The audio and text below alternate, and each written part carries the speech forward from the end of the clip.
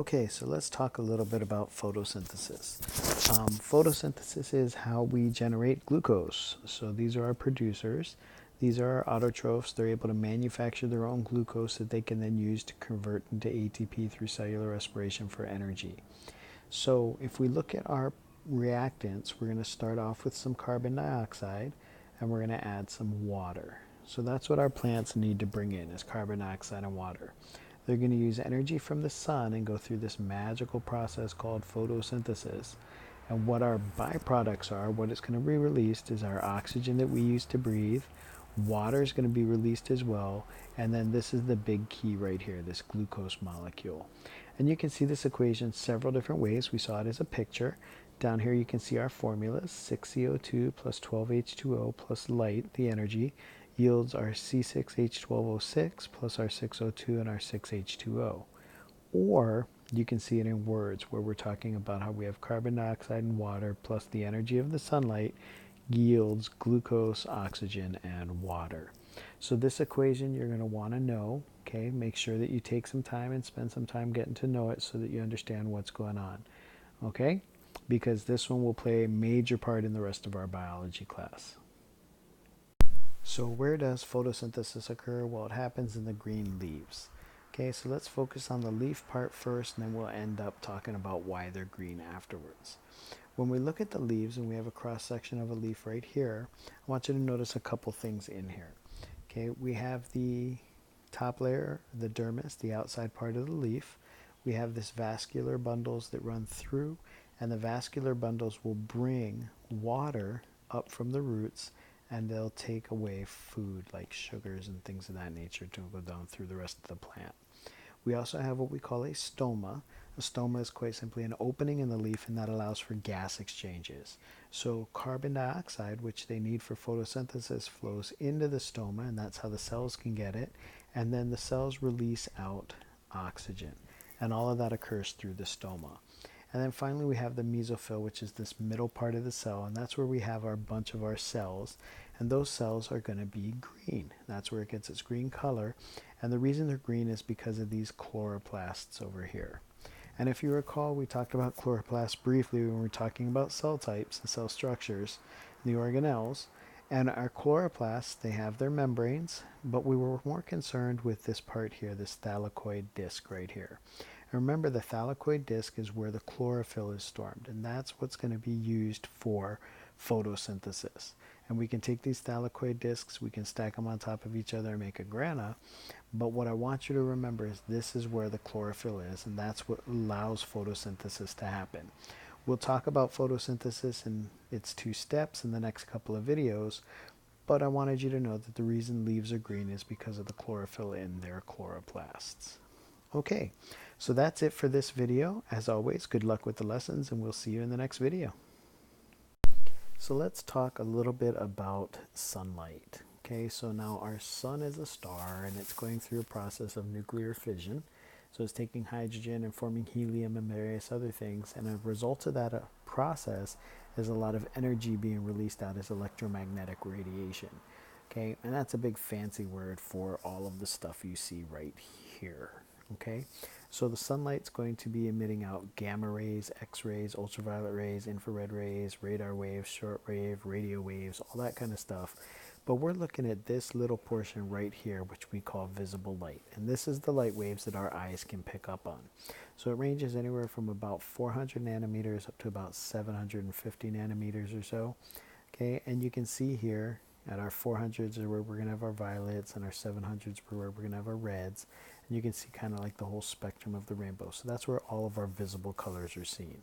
So even though the sun is going to emit out a whole bunch of other stuff, this is the part that we're going to spend most of our time on photosynthesis dealing with.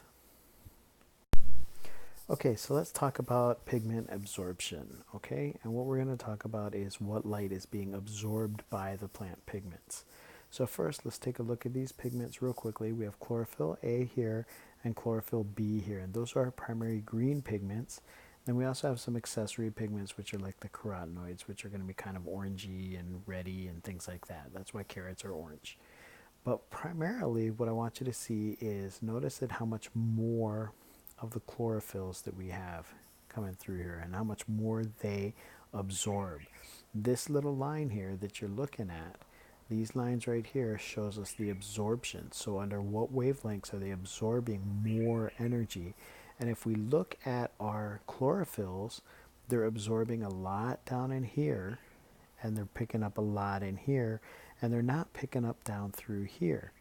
And this light that it's not picking up is what's being reflected back out, and that's when we're looking at it. Our eyes over here are going to be taking a look at the plants, and what we see is this light coming off, and that's why the plant appears to be green. Okay, because it's going to absorb all of the other wavelengths except for the greens, and that's what's being released out, and that's what we can see.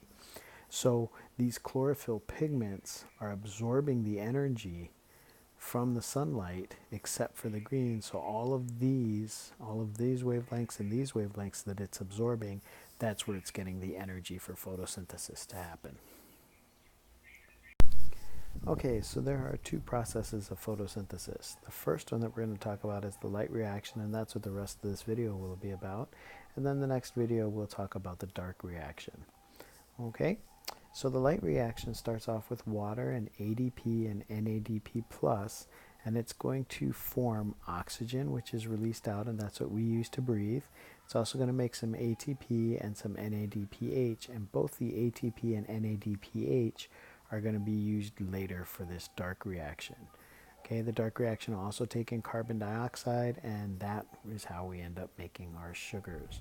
So if you remember with photosynthesis, we talked about taking in water and carbon dioxide and adding the energy of the sun, and we made oxygen and sugar. So you can kind of see the equation here is broken up a little bit, and we'll spend some time now studying this light reaction so we can see what's going on there. So where does the light reaction occur? It happens here in the chloroplasts. More specifically, it's going to happen here on the thylakoid discs in the thylakoid membrane. You'll see that here. Okay, and we'll talk about the different processes and how it goes through, but I wanted you to get a quick overview of where it does occur. Okay, so let's take a more detailed look at the light reaction. Remember that it takes a little bit of sunlight, and that's how this whole process is going to be working. So as the sunlight comes down and hits the plant, the chlorophyll pigments are going to absorb that energy, and they're going to charge up some electrons. And these electrons are going to enter into our photosystem 2 here. And notice how it looks an awful lot like the electron transport chain from cellular respiration. And we'll see that some of the same things are going to be happening here. So now, once again, as these electrons are here and they're going to move along this process to photosystem 1, we'll see that hydrogen is going to be transferred into it. So these hydrogens are going to be transferred in, just like they were during the electron transport chain. Okay, so we're seeing the energy from the sun causes these electrons to form here, okay, or to migrate to the photosystem 2, and they're going to migrate along here to photosystem 1, and as they do so, we're going to pump hydrogens inside. Now, if you can recall, we had 2 electrons over here, and with a little more energy, what's going to happen is these electrons are going to be moved from photosystem 1 over to NADPH here, and that's how we form that. And that's our first product, is this NADPH. Now our second product that was formed is going to be this oxygen over here. If you can recall, it was over here as a water molecule, and it's going to shed its hydrogen. So its hydrogens are going to be released out here, and as that happens, it's going to release some electrons into photosystem 2 once again. So we have another way of putting electrons into photosystem 2. Now, as you've seen, we've been collecting excess hydrogen here. That hydrogen will then move down ATP synthase, and we will form our ATP. So that is going to be our third product of the light reaction. So remember, we had electrons, and as the electrons moved through this way, okay, ultimately they pumped in hydrogen as they were doing that, but then these electrons here in photosystem 1 were used to make NADPH.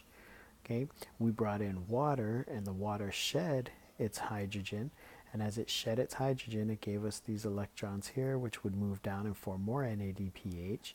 these extra hydrogens then are pumped out through ATP synthase and they form this ATP. So that's how we get our 3 different products for the light reaction. Okay, so let's look at the light reaction as a summary real quickly. Remember, we're putting into the system light energy and water, and we're making ATP, NADPH, and hydrogen, and all of these are going to be used later on in the dark reaction, but we're also producing oxygen gas, which is then released out into the air, which we can breathe in. So that's it for our video. The lessons will go into it in a little more depth. Good luck with the lessons, and as always, we'll see you in the next video. So the Calvin-Benson cycle is the primary process of the dark reaction. And what we notice is we start off up here with our carbon dioxide molecules, and they're going to get put into the system here. So the carbon dioxide molecules are going to join up with these 3 RUBP molecules, and we're going to end up forming 6 PGA molecules over here. Now, from light reaction, we also manufactured some ATP, and we manufactured some NADPH, and that's going to take our 6 PGAs and convert them into 6 G3P molecules. Now the G3P molecule is an energy-rich sugar, and one of these is going to be kicked out, and this is what's going to be used later on to make glucose. Okay, so this is our precursor molecule for glucose.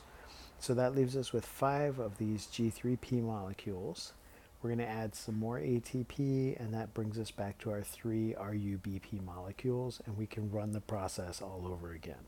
So you can see we're adding 3 carbon dioxides here, and we're joining those together through this process basically to make this G3P molecule, which we're going to use to make sugar afterwards. And that's the dark reaction. That's the Calvin-Benson cycle, and then the cell further goes on, and like I said, makes this glucose molecule for us. Now, that pretty much summarizes photosynthesis, and you can see our little image of it over here and how it's related to cellular respiration. If we go real quickly, what we can see is through the process of photosynthesis, we're taking water and carbon dioxide, the energy from the sun, and that's what's going to form our sugar and our oxygen, which we then send through cellular respiration, and you can see the cycle repeats over and over again. There's a couple other things that the lessons will talk about. They'll talk about some modifications in plants. Primarily, we know those. Those are our desert plants, our cactus and such. And the reason that we bring these up is because they work a little bit differently. What they do is they will close up during the daytime when it's hot, and that way they don't lose a lot of water. And they're still able to run this light process. And then the dark process they will do later on when they can open up the stoma and they can get in the carbon dioxide that they need and all of that fun stuff. So a little bit of a variation in some of the plants, and it makes sense why they're doing it so that they don't lose water. So that's it for this video. Good luck with the lessons, and as always, we'll see you in the next video.